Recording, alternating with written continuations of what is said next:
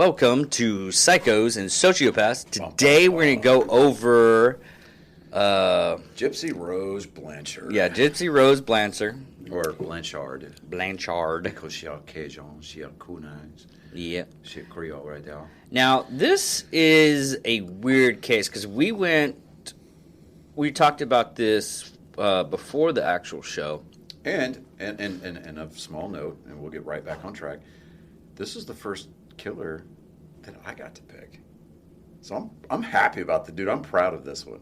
Yeah, and you did your due diligence on this one too.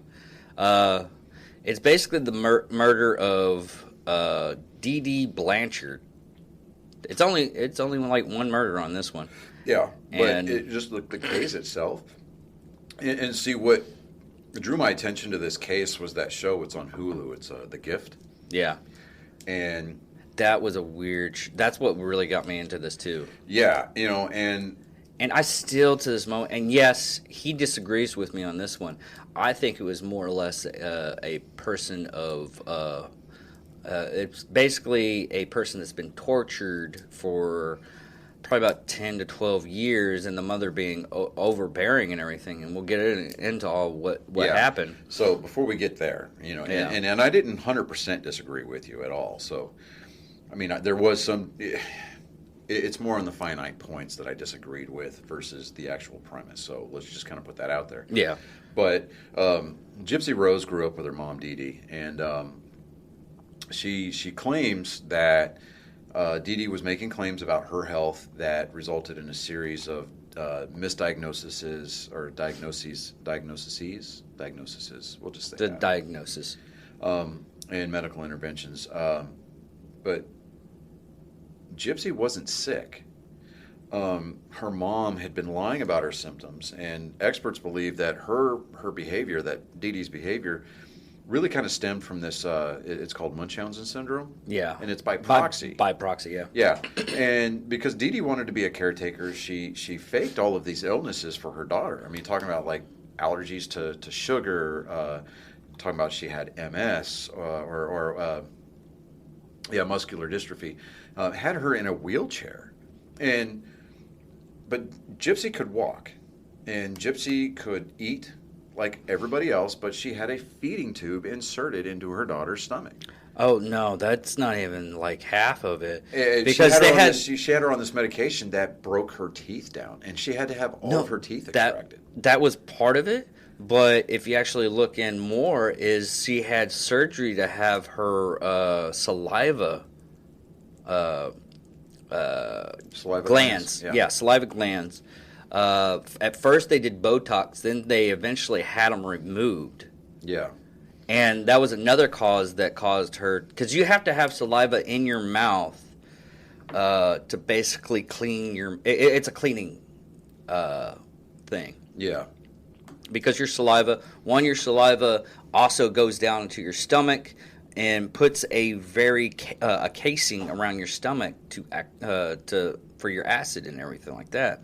But you also have it to where it's in your mouth, where it deals with the acid in your mouth too. So it's a cleaning agent. You have to have saliva, and a lot of people overproduces it, and that's the reason why they have that surgery or you can have cancer in your of the saliva glands too. But what she did to her own child, this Dee Dee person, yeah, my God. Now, and Dee Dee was giving Gypsy a lot of bad information. One, telling her she was sick. Gypsy knew that she wasn't sick, but at some point Gypsy did think she was sick, but at some point she started to kind of figure it all out. And also the fact that she didn't even know her own age because her mother kept on lying about when she was born, and then she found her birth certificate. Yeah. No, she had a glance of her birth certificate, well, yeah. And she was like, and the mother was like, "Oh, that's just a misprint. Don't look at that." Oh, honey, you know that's wrong.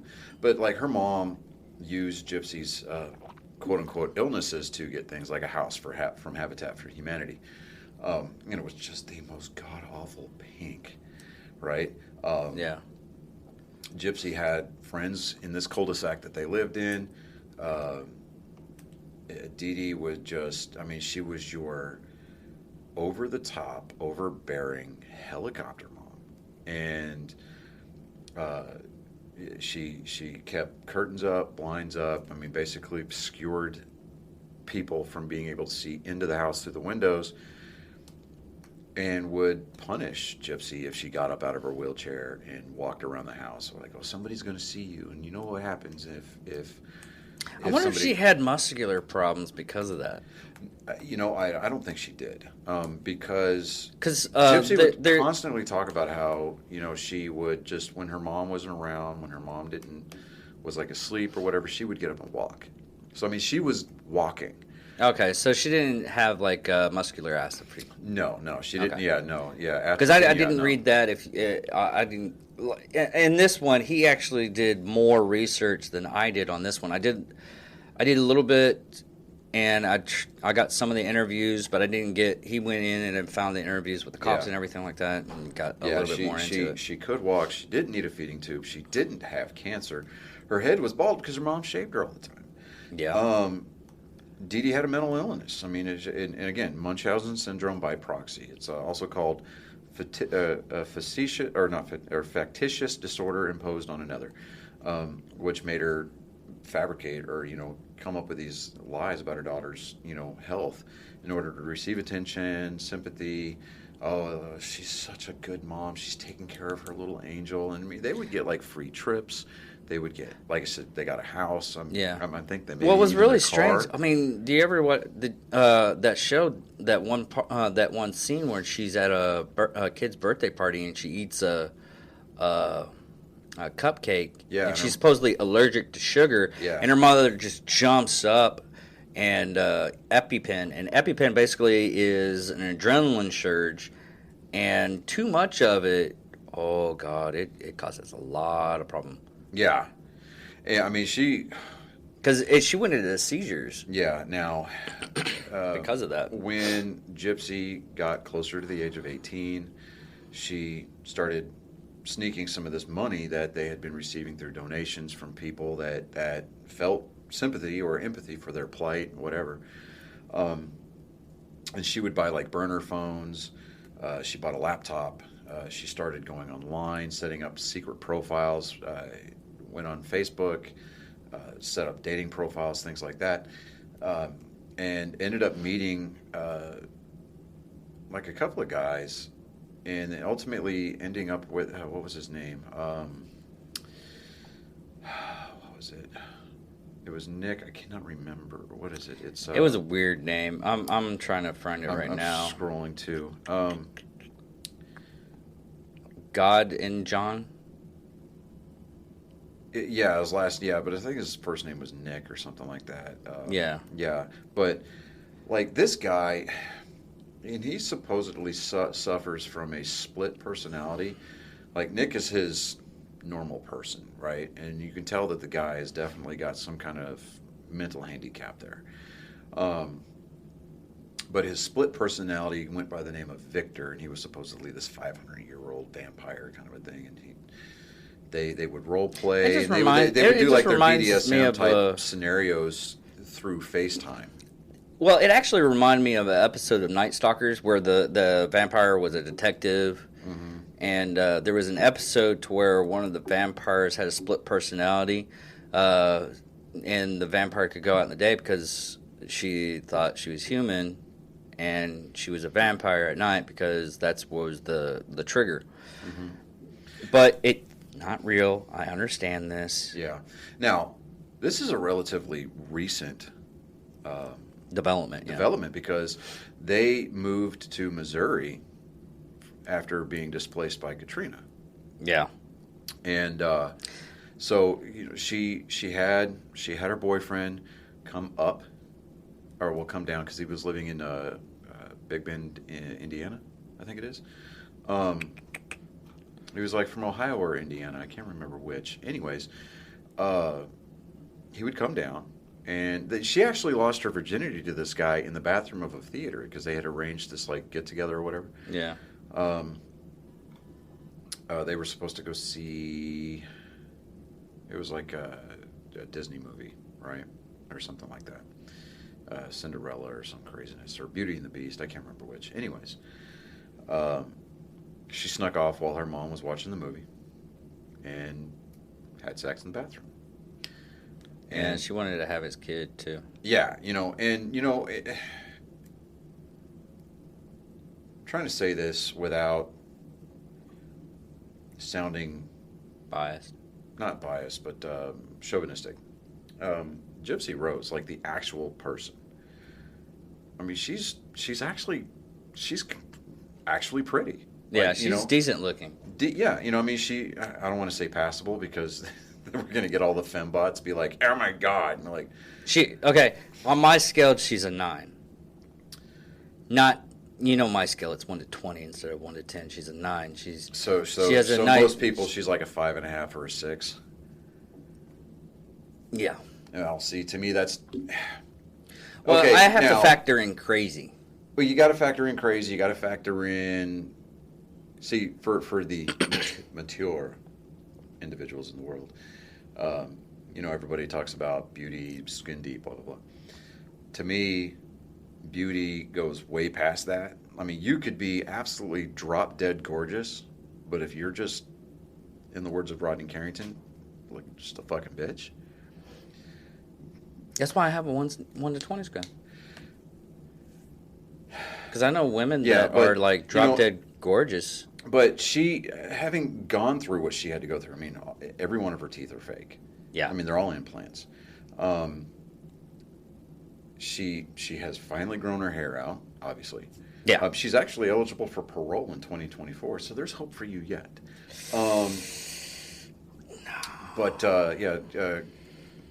Gojon was found guilty of first-degree murder in 2018. He was sentenced to life in prison, so he's not getting out. Yeah, he's not even allowed for parole. Yeah, so and it was okay. So I watched the detective interview footage for both of them. There was a male detective that had interviewed Gypsy, and there was a female detective that interviewed Nick, and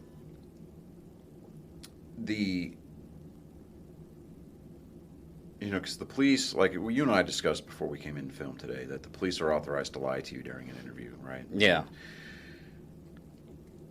They just can't go overboard. Yeah, they can't be so blatant about it. I mean, they can just kind of like guide you, sort of. Anyways. Yeah. Let's not go down that rabbit hole. But anyway, so, she would lie to her detective, probably for the majority of her interview. The crying, the tears, just the, I love my mom. I don't know why he did what he did. And the detective's like, yeah, you know why this happened. You know what happened. Let's not go down this road. I've got people outside asking me why, detective, why did this happen? And I can't give them any answers unless you tell me the truth.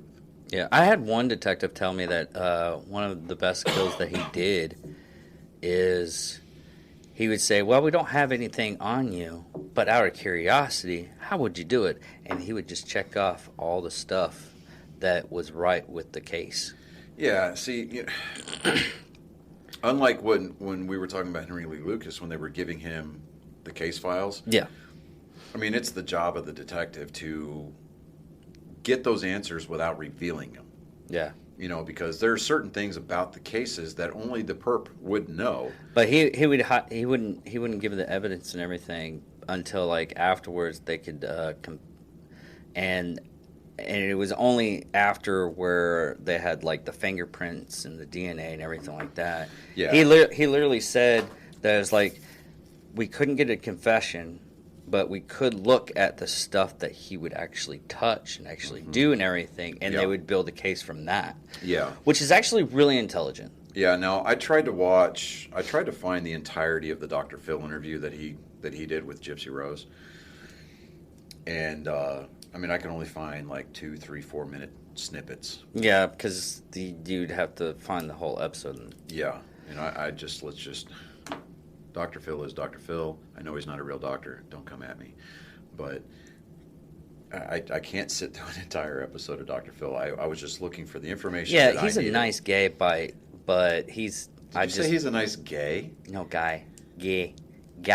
He's a nice guy. I don't know why I went to a different. You were trying to be all Minnesotan, eh? I don't know why either. I don't know either. Just like I had a little switch there that just went like, we're going to talk Minnesota right now. I was like, why would you do that? Why would you do that? Now I sound like a moron. My brain is not wired right, people. It really isn't. Oh, but he asked her if she was glad that her mother was dead, and she was like, "I'm glad I'm out of that situation, but I'm not happy she's dead." So I mean, I think that to a degree, yes, she's guilty. Do not misconstrue that at all. She facilitated it, she solicited it, and she enabled the murder of her mother. Yeah.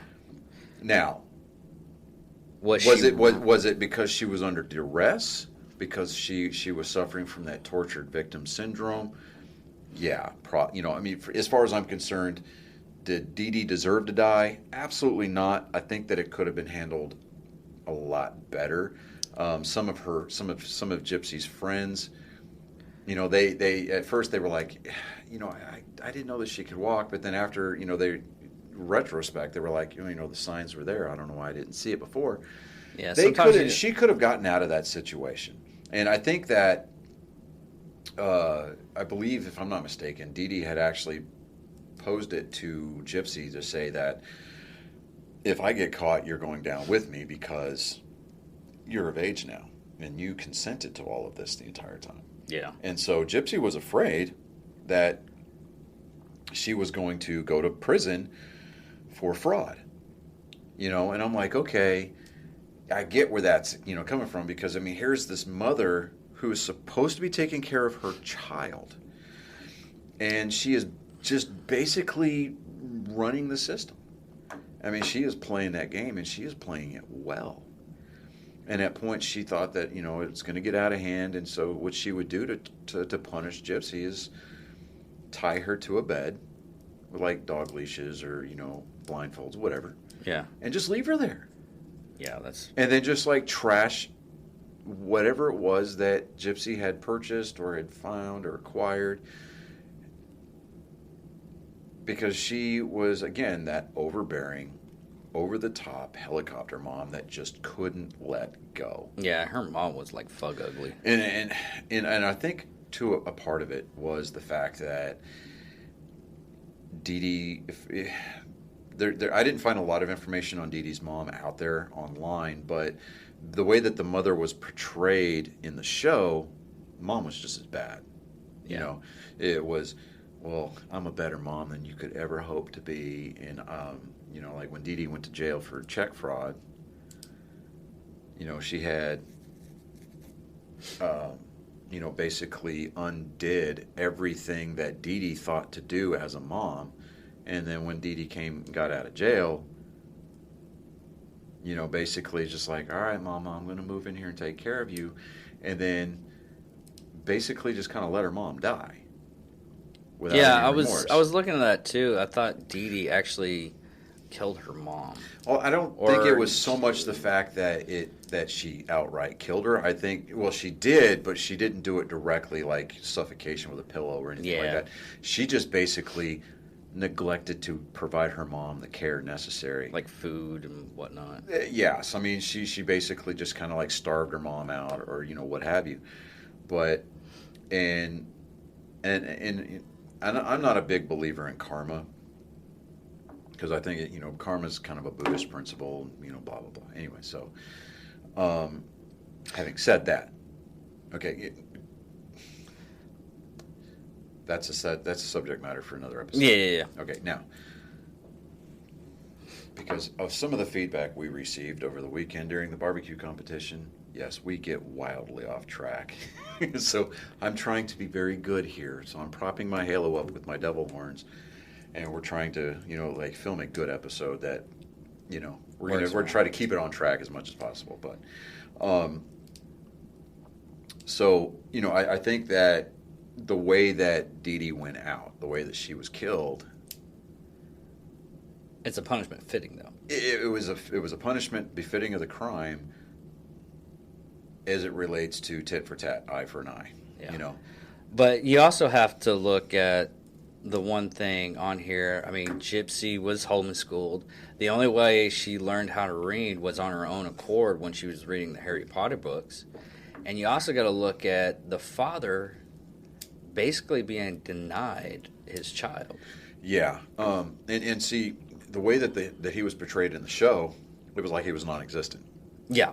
And he tried so hard to be part of his daughter's life. Yeah, and see, when I saw that and I read that, I mean, You get that gut churning. I instantly identified with the dad, because it's like, as a single dad who, has now been twice divorced, it's like, I get what it's like to not have access to your kids when you want them. Yeah. And before we go down that road, and I start getting summons and legal paperwork in the mail, I'm not saying that I was denied my kids or are being denied my kids, because I get to see my two boys on a pretty regular basis. More than most people. Yeah, more than most dads. So in fact, I had them for breakfast. For this morning, I took my kids out to breakfast this morning because it's one of their birthdays, right? Yeah, it's my youngest son's birthday today, so he turned a whole whopping 10 years old. So, couple more years, you're gonna have a handful. Hey, I've got a handful now, so I've got a 12-year-old. So that he's just like, dude, literally, he is a miniature version of me. That's not good. It scares the crap out of me. But Reagan, my 10-year-old now, my now 10-year-old, he is scary smart. He's my kid with Asperger's. So, and I'm like, wow, I want to spend 5 minutes inside of his head now that we've gotten off track again. But that's not really off track. We're getting into the development of how the father was actually so it's like he constantly would call Dee Dee. He's like, well, is she going to be in a wheelchair for the rest of her life? Is she actually sick? Can she walk now? And she would give him these answers like, well, she's got muscular dystrophy. She's going to be, her body's going to eat away at itself, and she's going to be bound to a wheelchair soon, and it's like, and you're smiling and laughing about something. What's going on? I'll talk to you later about it. Okay. But there was a guy, Dr. Mark Feldman. He's an expert in Munchausen syndrome by proxy. He said about Gypsy's life and actions, quote, "The control was total in the same sense that the control of a kidnapped victim sometimes is total. Her daughter was, in essence, a hostage. And I think we can understand the crime that occurred subsequently in the terms of a hostage trying to gain escape." That's why I think that she didn't go down for the actual murder. I think I don't even. It was charge? like fourth degree. No, there's no fourth degree murder. Or murder by association or something like that.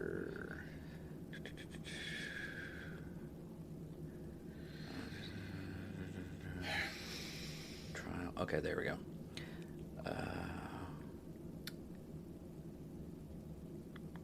Anyway, so she got a lesser charge. Yeah. And I think a lot of that was because of the emotional trauma, the psychological trauma that she endured her entire life. Do I think that... Now, I have been working really hard to try to be what people would be considered a better human being. But, kind of like Amy Fisher, remember the Long Island Lolita? She shot Joey Buttafuoco. Sorry. God, you went down and you kept on going down. You're like, man, I'm trying to get the bilge pump to work so that way I can save the ship. But she shot her lover's wife's wife in the head. Yeah. Totally botched that up. It's like it's a headshot. He got away with. He technically. He basically got away with it, but she went to prison. Now she's out of prison. You know what she does now? She's an adult entertainer. Now, do I think Gypsy Rose is going to become an adult entertainer? I hope not. Just because it's not that Not gonna lie, now I'm gonna look that up. Not right now. Not right now. But do I think that that's going to be those people are going to be out there to offer her that as an option for income when she gets out. Now, I think that is she going to have a hard time trying to readjust and maybe kind of fade off into obscurity? I would totally do that. There's a lot of people that that have that kind of problem and everything like that, and that's what they do. She's going to try like hell to do it, but it's like children's of serial killers. That's what they do. Yeah, I mean, she's going to try to do her best to fade off into obscurity. Now, because that we live in the age that we do, the internet, the 24-hour news cycle, that kind of a thing. Mm-hmm. Once she's eligible for parole in 3 years. When and I believe that she may end up getting it. Yeah. She's going to have a hard time at first disappearing. She really is. Do I think that she may be the subject of, a degree of paparazzi stalking? Absolutely, she will be. And the show didn't help, honestly. Now, the show, that's a two-edged sword because, it brought awareness of the case to the forefront. But like Hollywood does with most everything, they take a lot of that that artistic license, and they change some of the facts about it. And they dramatize it. They dramatize the shit out of it. We've already talked like hands over like a lot of the Man in the Arena, the story of Eddie Gallagher. Mm-hmm. I don't know if they're into talks getting it as a film or anything, but it wouldn't surprise me. It wouldn't surprise me, and it wouldn't be, and honestly, I see people like, I don't know, I don't want to say Jason Statham because he's got way more hair than Jason Statham does, but you probably would see somebody like Henry Cavill playing him in a movie. He's already said he wanted to get Jason Statham. He did? Yeah. That doesn't surprise me either. But the show, it really didn't do her a whole lot of favor. I mean, it did in the sense that it's garnering public sympathy for her particular side of the case. But you're going to have those people that look at everything from an analytical standpoint, and they're going to be like, look, she's just as guilty as the guy that plunged the knife into her mom's body. Yeah. And a lot of people will say that. You'll always have like a line, mm-hmm. and certain people will be on, she should get the death penalty, blah blah blah, and you look at the other side of the line, and people it's like, she was a victim and everything, and I'm on the she was a victim, and she should have gotten away with it, because she is a victim, and to a degree, she is getting away with it because, for all intents and purposes, anytime if it were anybody else. I mean, you see these Datelines, or you see these episodes on like the Murder Mystery Channel that Discovery has ID. Murder, it's murder. Yeah, whatever. They solicit it. They solicit a hit for murder for hire. Yeah, that's basically what she did with this guy. Yeah. Now, what I picked up on was during his interview with the detective. Mm-hmm. I mean, you could completely and totally tell that this dude wasn't right in the head. Wasn't right in the head, but he absolutely loves Gypsy Rose. Yeah. Because he was like, she went into the bathroom and locked the door because she couldn't do it. He didn't want her to see the body because he didn't want her to be traumatized. Yeah, she ended up closing her ears. She didn't want any kind of sound or anything of it actually happening. But here's the thing. Here's why I'm glad that she at least caught some time for this, because both their stories involve sex after the act. Now, she claimed originally that he raped her, but according to his side of the narrative, it was 100% consensual. In fact, he actually used the term 100% consensual. Verbatim, 100% consensual. That was in the transcript. If you go and if you can find the video on YouTube. But I mean, they knocked all the stuffed animals and toys and shit off the bed, and they had sex. And he was like, yeah, we did it all. Oral, anal, vaginal. And so, I mean, and the detective, you could obviously tell that at some points during that conversation, she was feeling a little bit overwhelmed and somewhat uncomfortable.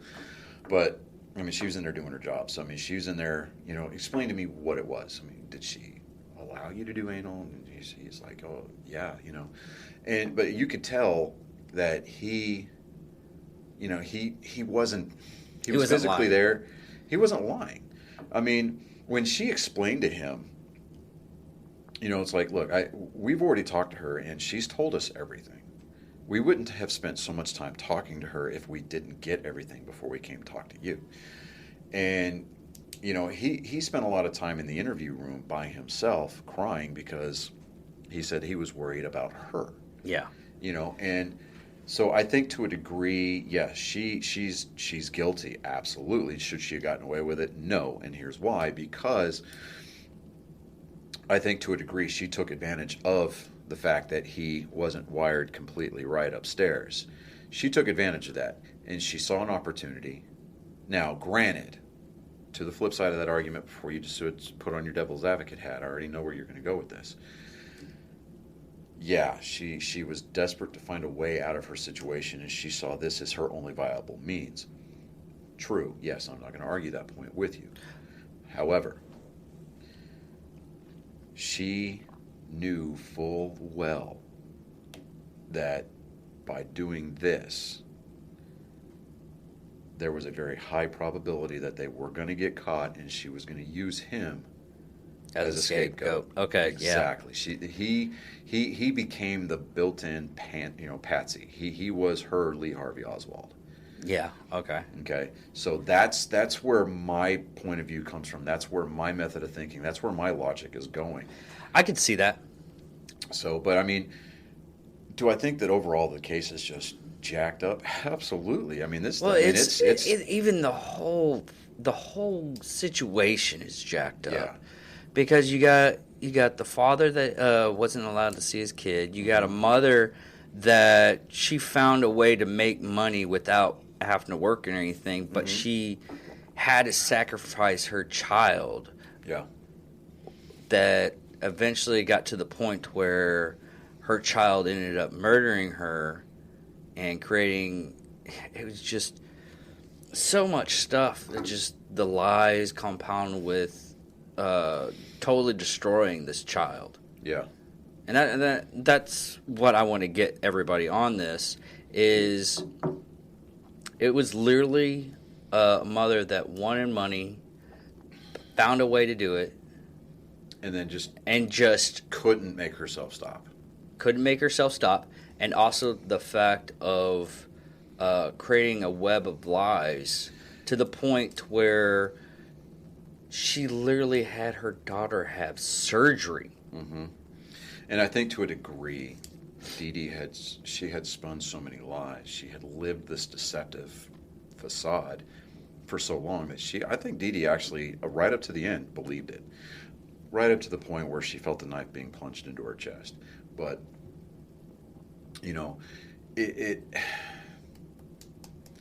I think that Dee Dee needed to go away. If there's any takeaways from this, I think it brings to light a lot more of that deceptive practice by some of these what's a term that we could use is a charity parents. Yeah. They take advantage of these nonprofits. They take advantage of these charity groups.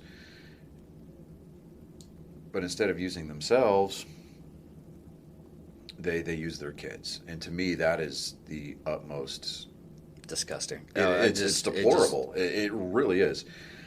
It makes me physically ill to think that a parent could do that to their kid. I mean, that would be like, to me, I think with the case with Dee Dee is the fact that she refused to accept responsibility for her actions, and it was always some kind of like, it was almost borderline narcissistic. It's kind of like it's everybody else's fault. Woe is me. It's almost like how can I put this? It's almost like it's almost like a single parent bringing a toxic individual into the house and telling the child that she has to do whatever he says, and it ends up being like child rapist. So this toxic individual comes into the house and completely rewrites the dynamic in the home. That's another thing that freaking upsets me is stuff like that, where, say, I bring someone in my relationship, I find somebody, and I bring my daughter along and everything, and if you do anything against my child, you're going to be looking at the curb. Yeah, and I don't care who you are. I stopped talking to friends because they were talking trash about my daughter. I could sit here all day and tell you that I would instinctually take the high road, and I would take, the more, for lack of a better term, the more evolved road, and take those legal steps to remove this particular individual from my kids' lives. But dude, your instinct as a parent would be to get violent with that individual. It really would. Yeah. I mean, like, okay, so, it's like, if anybody was introduced into my kids' lives and my kids were in danger because of this individual, whether because they didn't like them, whether because they looked at them in a sexual way, or they placed... They put them in a situation to where they were in danger. Yeah, I mean, they were put in danger either through association, through the other parent, or whatever. And I'm not speaking specifics. I'm just speaking in generalities here. But to me, yeah. I mean, I've got my life, that I'm rebuilding after divorce, and rebuilding after all of the issues that stemmed from it, but. First and foremost, I mean, you're a parent. It's my kids. Yeah. They're my responsibility. Yeah. And, I think, and this is why I really identified with the dad, because dads, they go into family court with both hands tied behind their back. There's even a TED Talk about that from a lawyer that had to be part of the... I would just say the mother. She was a mother lawyer. Yeah. And it got back to the thing. She stopped it. She didn't want to be any part of any woman that wanted to be hire her as a lawyer. She's like, no, I can't do it. I only do fathers now. Yeah, and you're starting to see a lot of more of the fathers' rights movement become more mainstream, become more accepted. But in states like Texas, where we have that Division 4, I mean, Division 4 is the biggest money laundering racket, I think, that's ever been perpetrated. I read somewhere, I think it was 2018 or 2019, that Division 4 in the state of Texas alone generated $93 million worth of revenue for the state. God. And, and I belong to a lot of fathers' rights pages on Facebook and things like that. And I think that this situation, had her dad been allowed to be a more active part of her life, Dee Dee would, one, still be alive. Two, Gypsy would not be in prison. Mm-hmm. Gypsy would be a productive, normal, contributing member of society. She would have her fairy tale life, in all likelihood. Yeah. But because one parent excluded the other party, put her daughter in danger and you can't say, I mean, for all of the things that Dee Dee did. What I was going to say is even the stepmother was trying to help. Yeah, she was, but Dee Dee shut it down. Yeah, when we say shut it down, she would move and not tell the other parent, but she would collect the child support. That's the only way he found her. Yeah. And see, that's another thing too, and that's a topic for another episode. We can move on from this little snippet that I'm about to throw up here, but not throw out, but throw up, because child support is just disgusting. But child support should be for the deadbeat dads, or not necessarily deadbeat dads, because even that's part of the problem, because there are deadbeat mothers out there too. Yeah. But I think that if the non-custodial parent is an active, present part of that kid's life, I think it should be 50-50. Yeah. I think 50-50 should be the standard, and the child support's going to be for that non-present individual. I honestly think that because all the money should be put in a trust fund. Well, and eventually... Well, when you're talking about 50-50, as far as like the truest definition of what 50-50 should be, that's split expenses right down the middle. Yeah. We're talking about tuition if they go to private school. We're talking about clothing. We're talking about medical. Okay, I got you. And those expenses, you know, and it's like, okay, those expenses, they can be tracked. That's fine.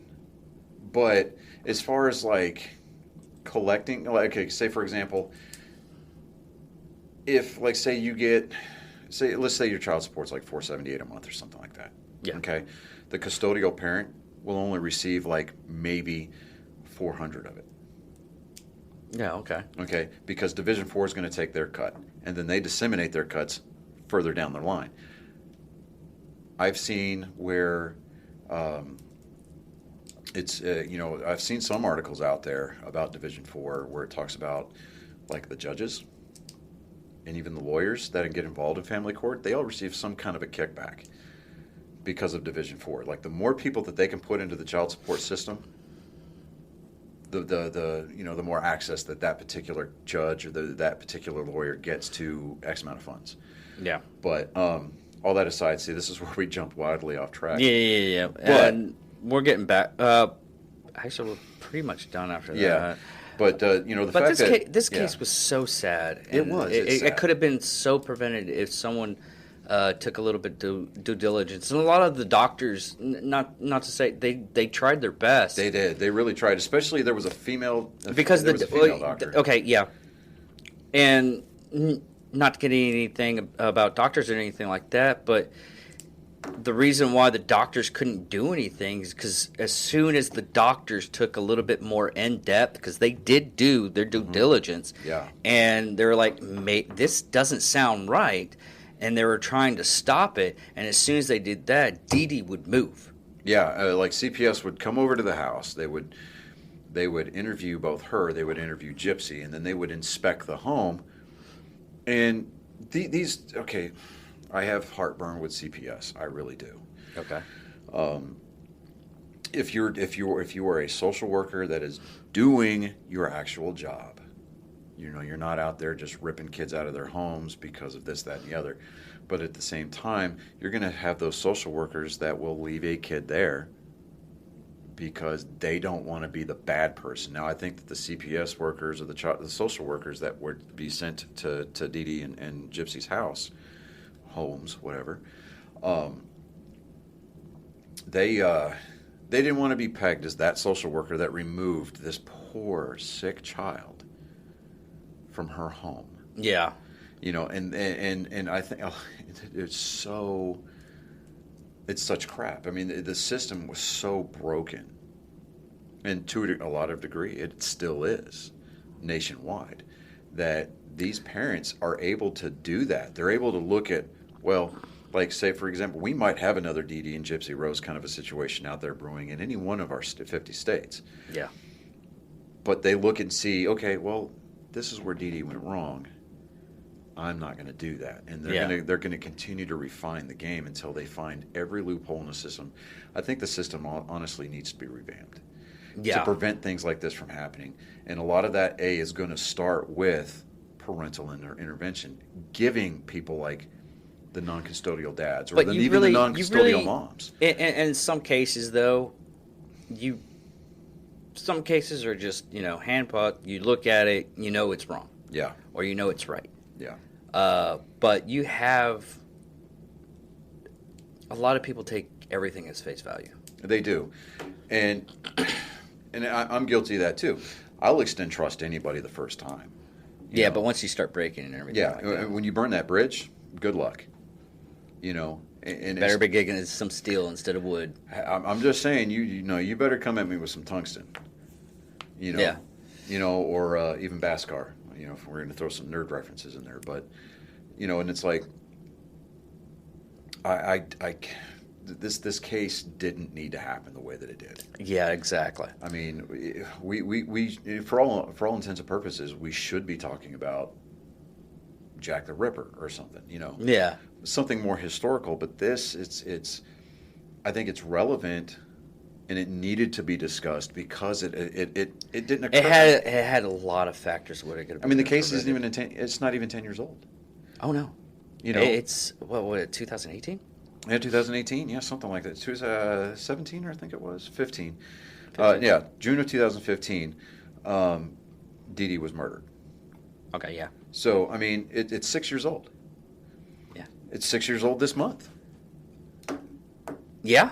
So, and it's like we have, I mean, the information is still fresh. I mean, relatively speaking. Yeah. We're going to continue to find out things about this case. I mean, this is something that I'm going to follow even after we cut for the day. Yeah. Because this case just intrigued the crap out of me. It really did. Yeah, because it's one of those. And it's not even the train wreck factor. I mean, you want to look away. It's the recipe of what not to do. Yeah, and it is the closest thing to a Shakespearean tragedy that we're going to have in the 21st century to date. Next to political theater. This is real life. These are people that suffered. Gypsy suffered, even to an extent. Nick suffered. Dee Dee definitely caught the short end of the stick on this one. And the father suffered. Even the entire family suffers. Yeah. The stepmom, she's suffering. She's like, my stepdaughter's in prison. So it's like you pray and you hope that the day that Dee Dee or that Gypsy gets released from prison, she gets help. That she gets help. And I think that the fastest and the most surefire way that that's going to happen is if her dad is sitting there waiting out in the parking lot to take Gypsy home. And we pray. Or even help in prison. Yeah, even that. But I'm talking about once she gets out, once she's on the outside, she's not in the institution, she's out in society. And what's really sad is she even stated that she feels more free and able to be a woman that she was supposed to be in prison than she did in her own mother's right. care. It's because of the absence of her mother's control. So yeah, and we hope that the dad wasn't being disingenuous, that he actually genuinely cares about the health and welfare of his daughter, which, if he's half the dad that he's claiming to be, should be the case, and it shouldn't be a big deal for him, and it shouldn't be that big of a stretch. Yeah. I mean, there's going to be the adjustment, and there's going to be the reintroduction or the familiarization process that's involved, because he's been excluded from her life up to this point. And I would really hope that they've been like communicating, and that he's present at least as much as he can while she's in prison. Because not to again to come across as being superficial, but she's a relatively beautiful young lady who has her entire life out in front of her still, and she has the ability to be able to put this behind her and be a better person. And to be a better person. And she claimed on multiple occasions during the course of that Dr. Phil interview, from snippets that I saw, that's what she's trying to do. That's what she's trying to become. She's trying to become that better person. And I hope and pray that that is the case, that when she's out of prison, she can get past her parole period, and then she can just completely move on. She can put this behind her and close the book. Not close the book, put it on the shelf and forget that she had it, and then sell it in a yard sale somewhere, let down the road. But she can draw from that, and she'll know, hey, look, I can't go back here. This is something that I can't allow to happen. And if it's that whole philosophy of instead of being chained by your past, you're actually learning from it, and you still use it as a reference to better yourself in life. Right. Yes, I mean it's.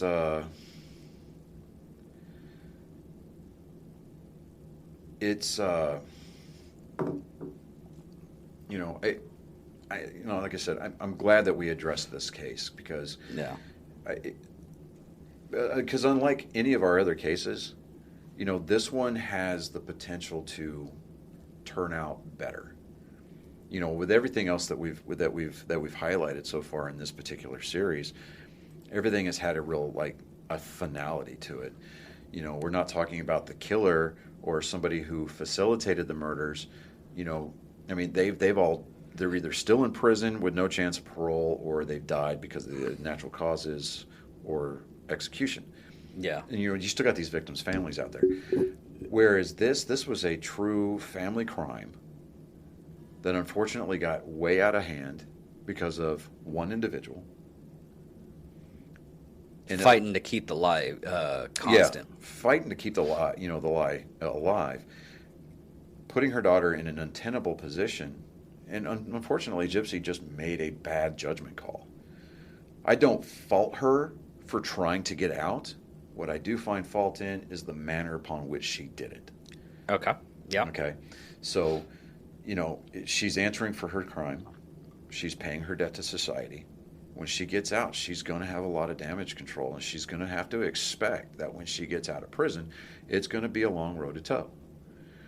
But it's not an insurmountable obstacle in her life. Yeah, exactly. What may appear to be a mountain now could very well be a molehill once she gets out, depending on the support system that she has in place when she gets out of prison. And that was another thing that we were talking about. As soon as she does get out of prison, is she going to be one of those people that just shuns the limelight? Yeah, I hope that she doesn't embrace the limelight and say, well, this is what I did. The last thing that we need is another Catch Me Outside girl. Okay. We don't need that. I don't think that that's the case with her. She did admit that her mother trained her to be a very good liar. I hope that she embraces the truth. I hope that she embraces who she was, but she also embraces the ability and the fact that she can become anybody that she wants at this point. Yeah. But again, that's going to fall back on her support system. As long as she does everything within her power to try to keep her orientation vertical, and she looks ahead, I think she'll be okay.